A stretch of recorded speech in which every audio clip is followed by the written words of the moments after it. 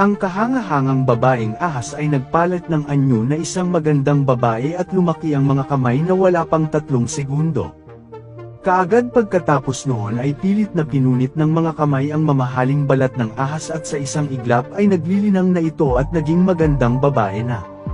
Marahil ay matagal na itong nag-iisa at nagugutom. Kaya't itinuon niya ang kanyang mga mata sa isang pugad ng mga itlog ng buwaya.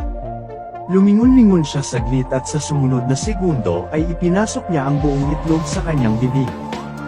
Diretso itong nilunok ng hindi ninunguya. Pagkatapos kumain ay pumunta siya sa ilog at nakakita siya ng 2 batang babae na naghuhubad ng damit at naliligo sa ilog.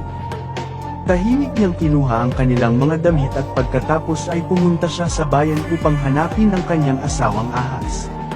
Sa oras na ito ang bayan ay nagdaraos ng karnabal at isang flota na tumutugtog ng magandang musika.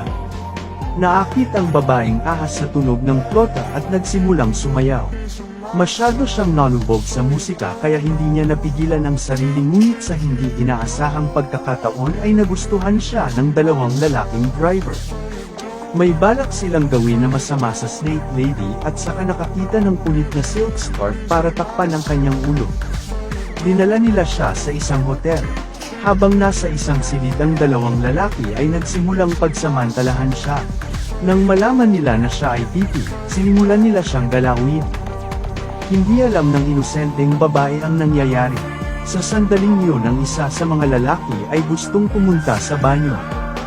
Biglang pumutok ang pasensya ng babaeng ahas.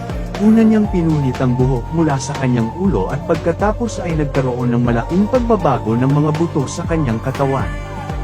Agad namang nanigas ang 2 lalaki sa takot. Lumalabas na ang Snow White na pinong balat ay tumubo rin ng mga linya ng ahas. Pagkatapos sa sumunod na segundo ay bumukas ang tuktok ng ulo at isang ulo ng ahas ang lumabas. Agad namang natigilan ng 2 lalaki sa nakita. Ang babaeng ahas ay patuloy na nag-uunat at umiikot pagkatapos ay mabilis na nagpalit ang kanyang mga mata. Lumaki ang mga pangil at pagkatapos ay matagumpay itong naging ahas.